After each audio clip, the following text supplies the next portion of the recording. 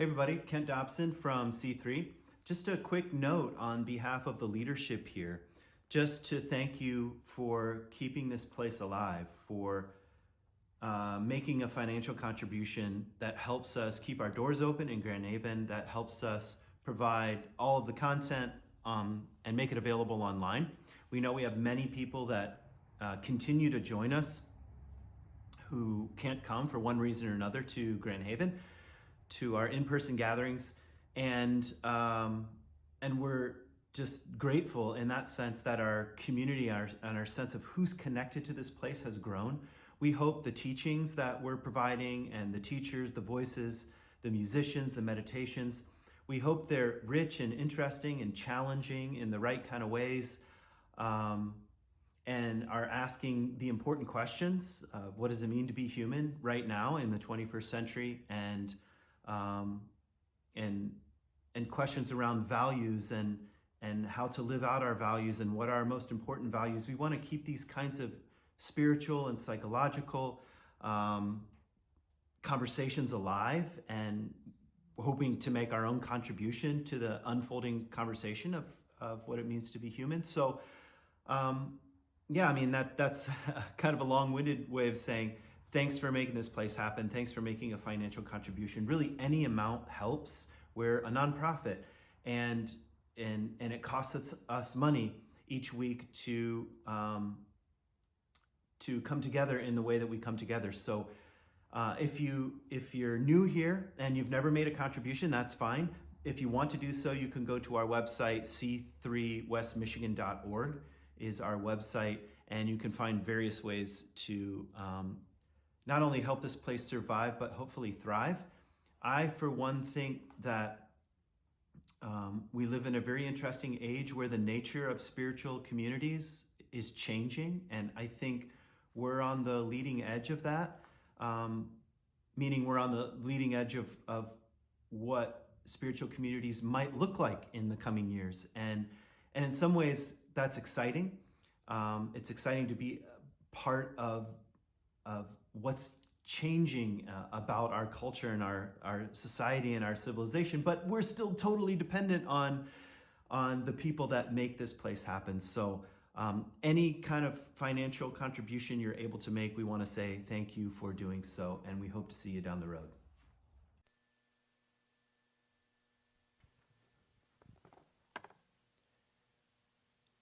Thanks, Phil. I love being a part of this place, and in part because we get to hear from such a diversity of voices and perspectives, and today's one of those days where there's a kind of mysterious weaving happening, like a meditation that involves some contemplation of disappointment and setback, and a song about the deep end, which that's part of the deep end I'm interpreting. And the train I'd like to wander around in for the next few minutes. Maybe I want to begin by saying that as I was talking last week, a little question lodged in my mind. And the question was something like, well, what's the difference between education or information collection and a word like initiation? What's the difference between education or learning about life and initiation? Initiation is a very old word. And of course, you know I'm obsessed with all things ancient. And there's not a human culture on the planet that hasn't valued initiation. And developed, there's a difference, but developed rites of passage typically that were associated with an initiation. And to say the word initiation implies that one can be initiated or not. And that's troubling for modern people anyway, because we don't like hierarchies, especially liberal people. We're like, there are no hierarchies. So, therefore what? Therefore what? There's no such thing as initiation. But I think in a very simple way, let me put it this way. initiation, which means to begin, means that, in part, we need to begin again. It's one thing to be born. It's quite another to be born into a fuller expression of who you are in the world and what's yours to carry and how you might be a contributing member to society. And so initiation was a kind of beginning again. That's why so many of them, by the way, involved a kind of ritual death and a ritual rebirth. Because they were saying, time to begin your real life. Childhood was great, but now if you get to go to the deep end, it's going to be a little bit more dangerous. And I know you weren't saying this in your song, Matt, but might involve a kind of ritual drowning between the shallow end and the deep end. And that's challenging. That's challenging. How many of you would agree that life is challenging? Okay. So, how do we bring more consciousness to that? And an ancient word like initiation helps at least raise the question. So, that's the train I want to try to talk about today. Here's another dimension. And we get this from a combination of evolutionary biology, or what we might, if there's such a thing as cultural evolution, and sociology. That adolescence is a pretty new phenomenon when it comes to the human species. It's a pretty new phenomenon. Meaning this, I don't know if you know of this or not, but young people all go through puberty. Are you familiar with this? Okay. I don't know if you remember that, but you went through it too. And in a very simple sense, from a biological point of view, this prepares you to be a reproductive member of society. Not a productive member necessarily, but a reproductive member of society. And in the ancient world, of course, life expectancy was much shorter. If you made it to 40, you were old, really, and you had done it. Not there were, of course, exceptions to this, but life was much more challenging. You could fall on the way to work and cut your hand, and that could be a mortal injury that could kill you. So life was much more challenging, and most ancient cultures, whether they were hunter-gatherers or agrarian, which is most of our known human history, you had to be a productive, not just a reproductive, member of society very quickly. Sometimes you hear about, young men and young women got married so early, and that was part of patriarchal abuse, and they should have waited. They didn't have a choice, okay? It was when you are as the absolute peak of your physical fitness, have babies now. And that will help support the tribe and the culture and the society. What's my point? Somewhere along the lines, this time period from childhood to adulthood started to appear on the scene, which we call adolescence. And you're sort of in a liminal space here. You're not an adult, everyone agrees, and you're not a kid. It's after puberty. So you're in this middle ground. And really, if I just bring some of my own sort of interpretations to the details here, to the facts of history, the Industrial Revolution, and maybe you could even pull that back a bit, created the possibility to hang out in that time period longer, meaning that liminal space between being a kid and being an adult. And we now have words for that, like college. And that's a very interesting cultural phenomenon, and it seems to be almost global at this point. And what we also know is that if you ask the question, when does adolescence end? We all feel like, well, it depends, Jesus lived at home till he was 30, So that's, for one thing, talk about extending adolescence. So anyway, pretty new phenomenon. And to a certain extent, we're not sure what to do with it, but it involves the question of, in my view, initiation. How do you move from being a kid to being an adult. What's that like? And I'm suggesting an element has always been a descent. There's always been some kind of descent, whether it was ritualized, put in the context of whatever rituals the community is helping their young people pass through. Whether there's a ritual or not, it involves some kind of descent. Because what's the worst thing for society, you could say, is an adolescent that continues on the upwardly mobile path of God or goddess-like status where they're the center of the universe. Is that good for the community at large? No. That's why the Greeks had so many myths about hubris. That's the myth of Icarus. His father makes the wings, but the joints are made of wax, and he warns him, if you fly too close to the sun, the joints in your wings are going to melt and you're going to crash. And he does. That's the story of adolescence, by the way. That's a story of asking the question of initiation. How do you use the wings?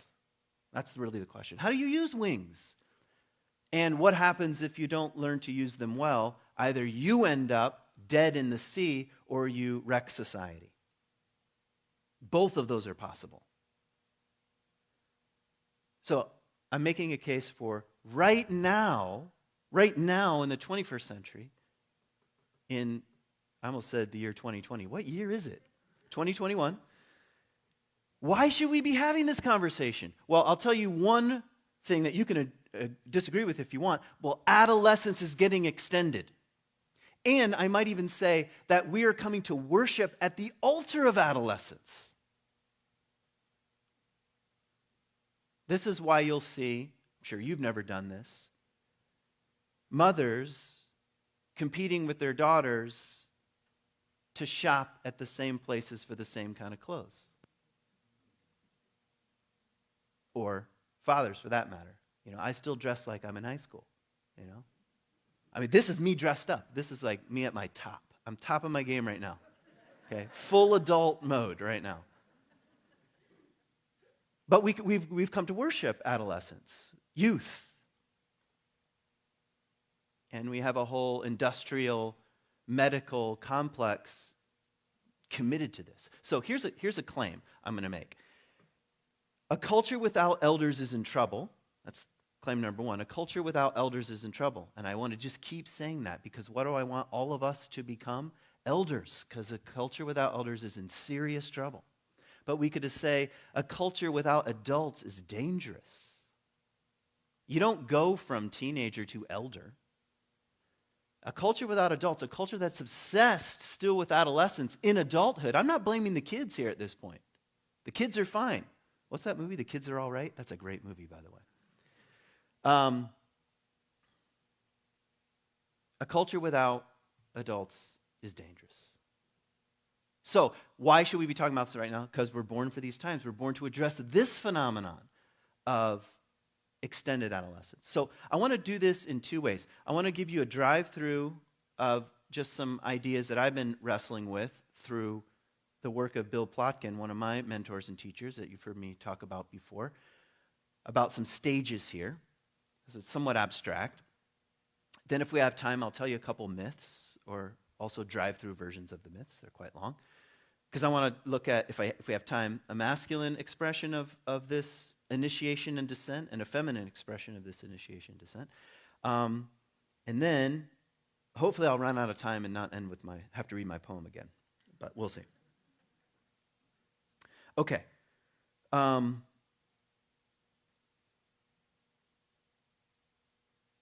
right, how to begin.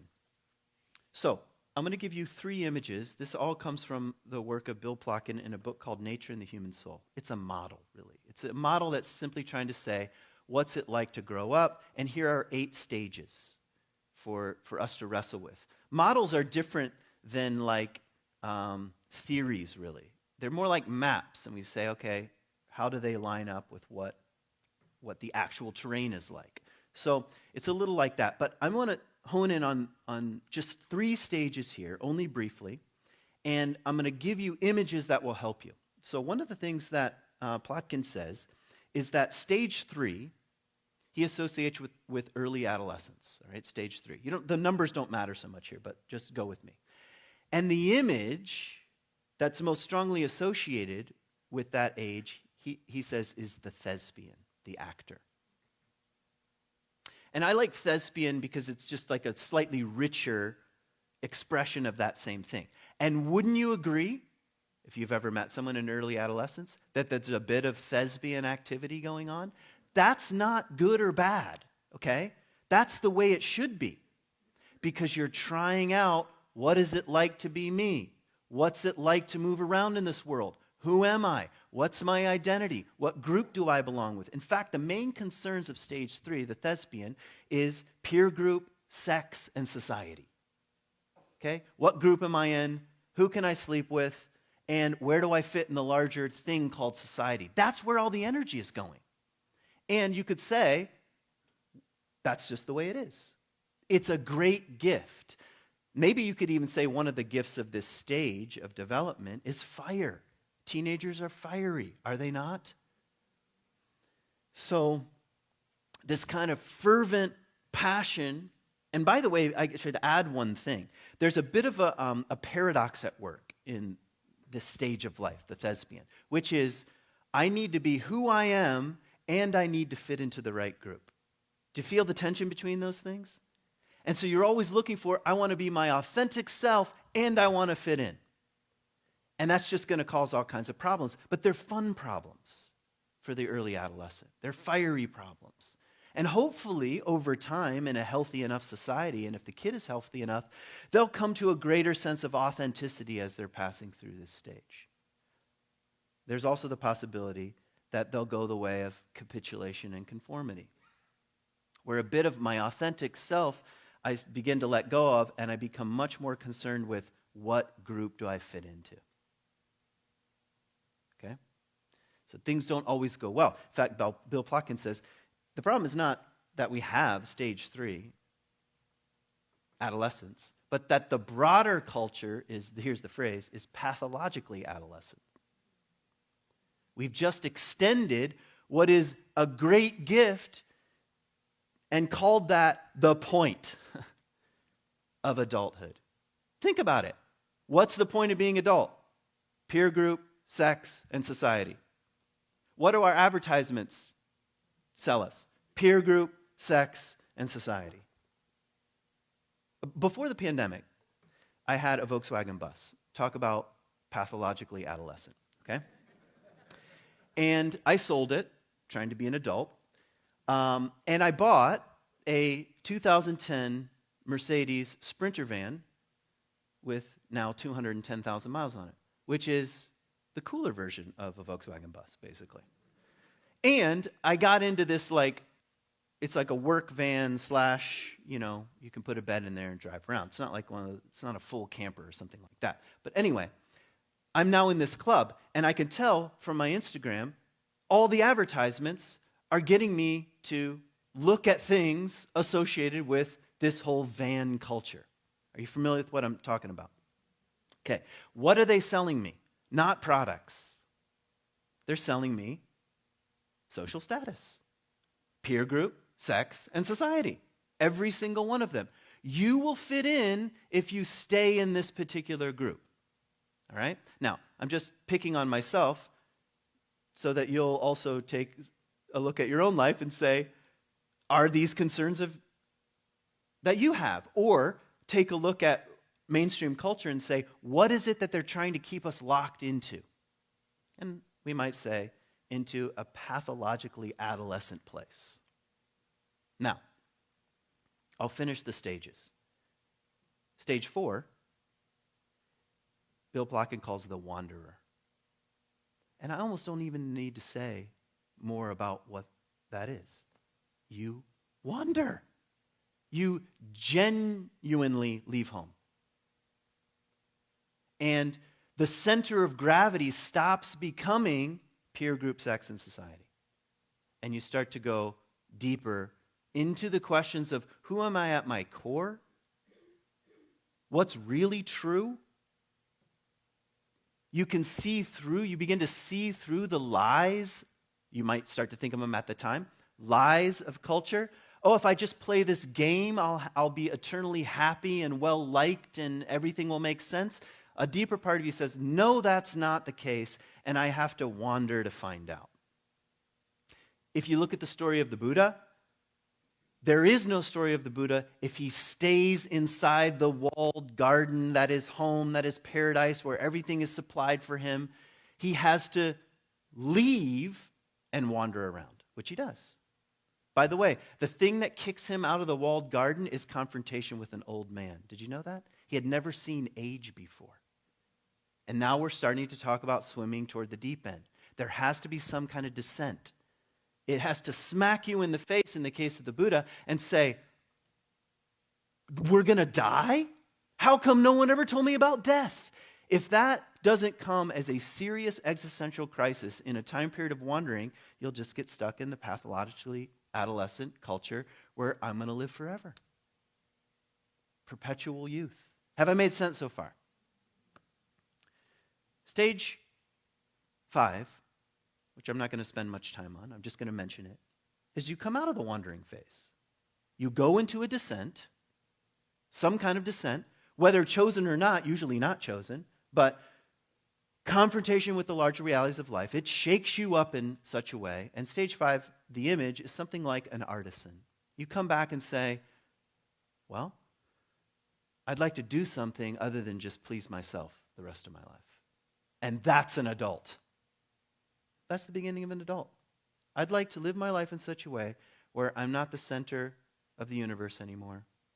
I want to make a contribution to the concerns and cares of the larger community, the larger earth community. That's the beginning of adulthood. And I want to say, if we live in a pathologically adolescent culture, there aren't that many adults. Really. You might disagree. I doubt if you do. Okay. As promised, that was a drive-through version. Now, the question becomes, what kinds of things help us go on this little wander, go on the descent? Why does it involve a descent? Why must we be confronted with at least some disappointment or suffering or challenge to face up to the larger reality? I don't know the answer to that question. It just seems to be the great pattern of the way things are.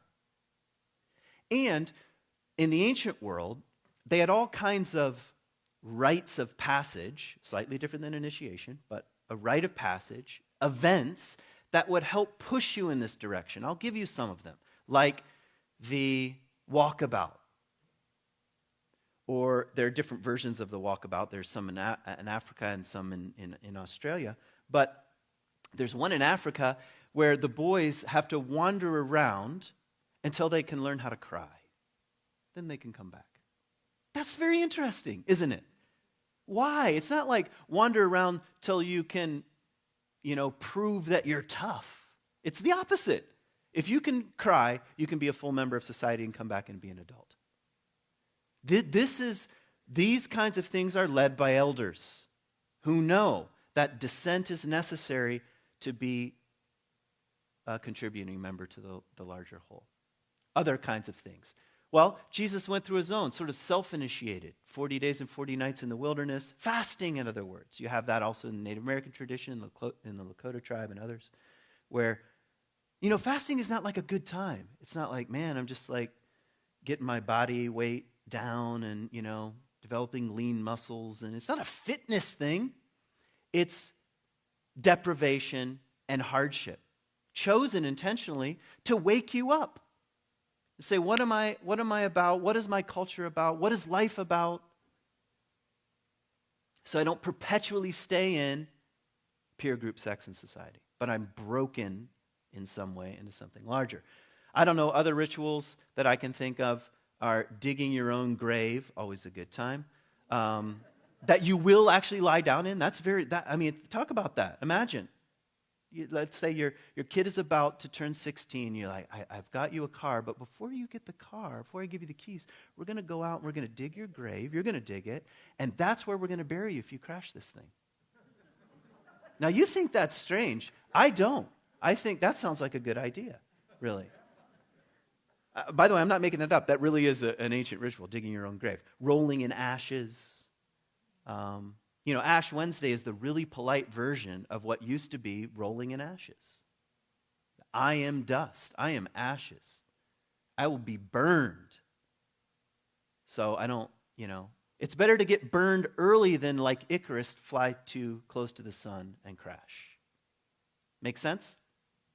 So the ancient ways we've turned our nose up at, and that's a question I'm carrying. I'm not going to go into much more detail now, but do we need any of these things? Or what are contemporary expressions? I'm not the kind of person that says if we just did it exactly like they did it back then, we'd all be fine. That's not the way things work. I understand cultures evolve, we evolve, we're always evolving, we're always changing, but we still have to ask, what from the ancient world still concede our present questions?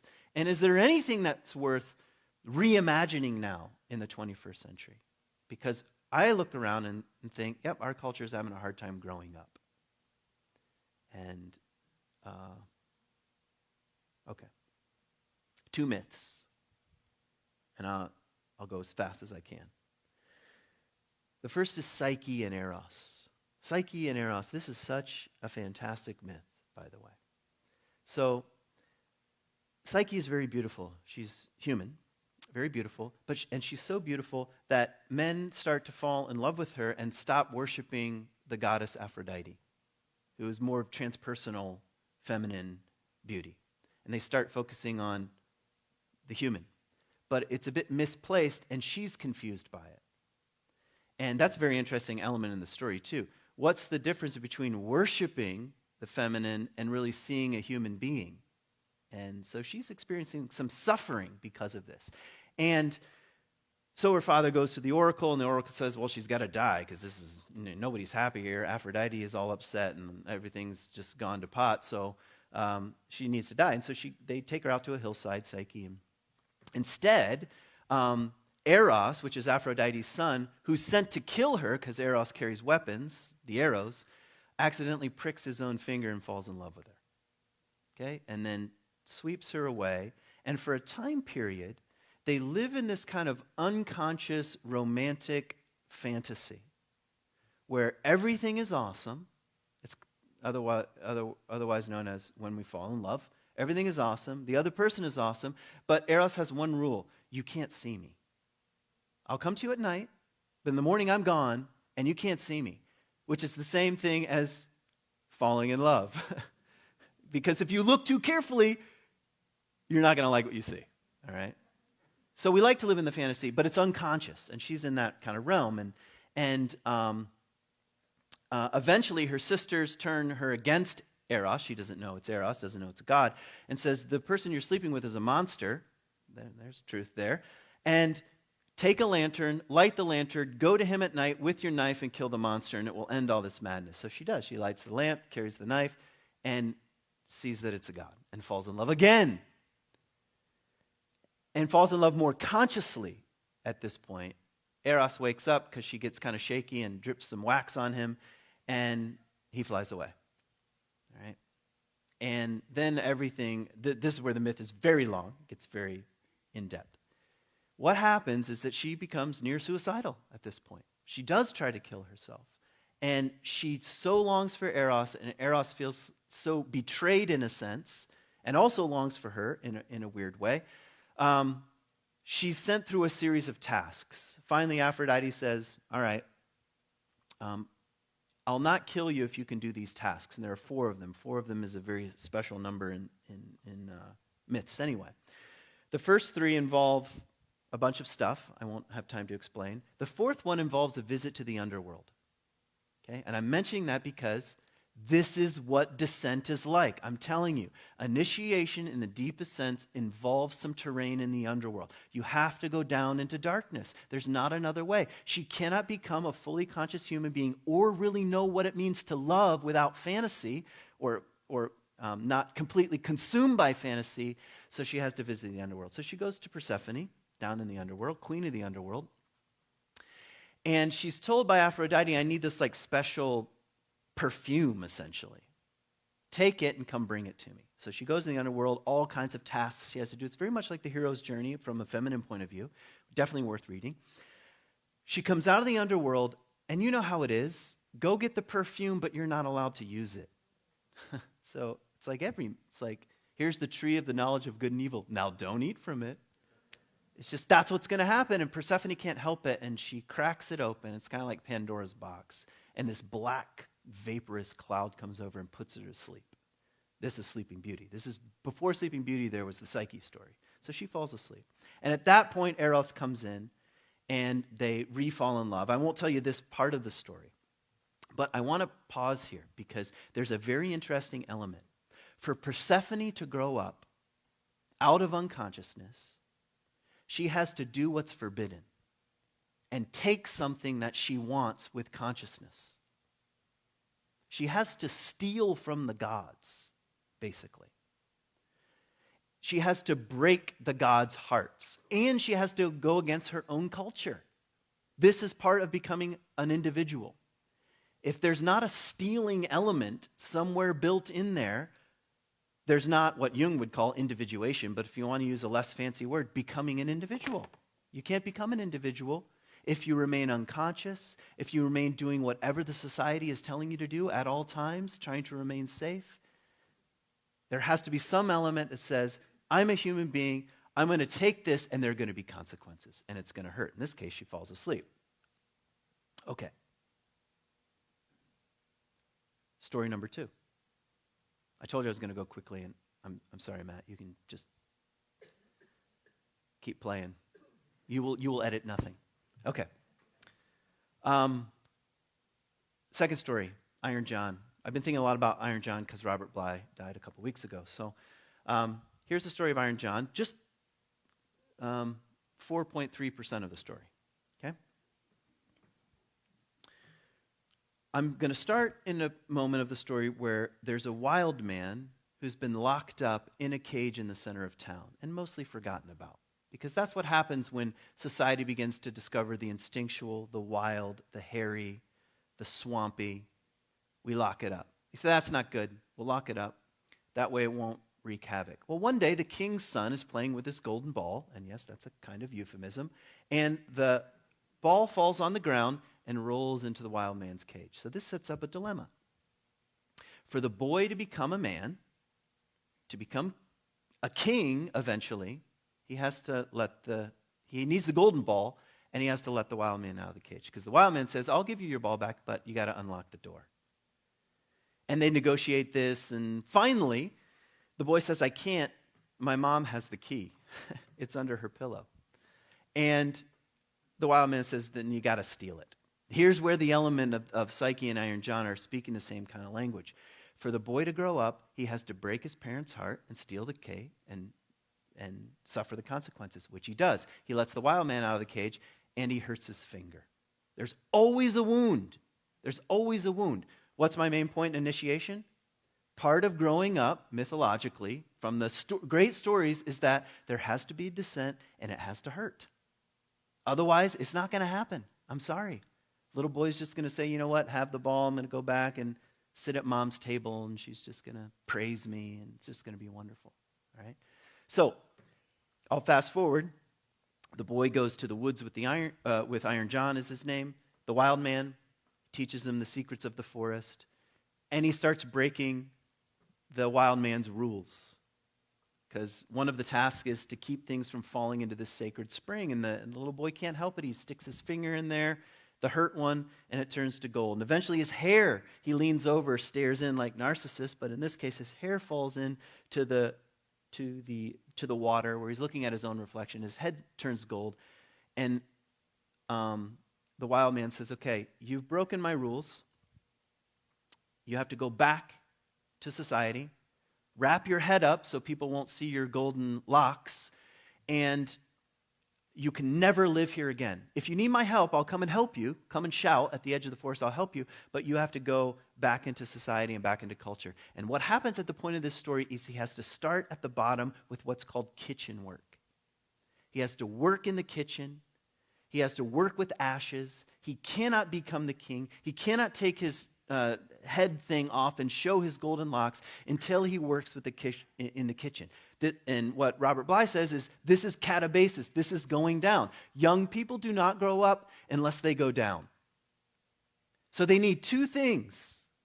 They do need to be told or experience their own golden qualities, or in Psyche's respect, her own inner beauty. It's there. And they have to experience a going down. Kitchen work or down into the underworld. There is not another way to grow up than to go down. That's what the stories say. And that's what makes them so, I think, unpalatable to a modern adolescent consciousness which praises only upward mobility, only perpetual youth. What business do we have rolling in ashes, biting cinders? We don't like that stuff. And therefore, our young people don't grow up. And we don't have real adults. Okay.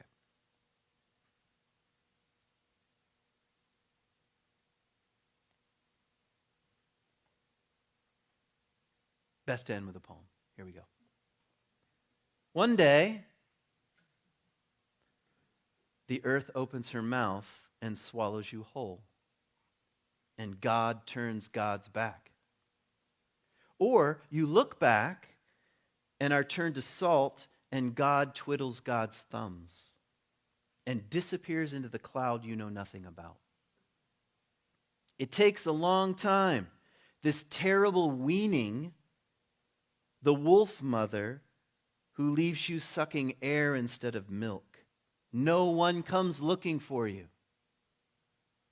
Unlike Elijah, whose friends travel from mountain to mountain in search of their friend. You are so far gone, even the voice of your lover sounds like a voicemail you never managed to delete.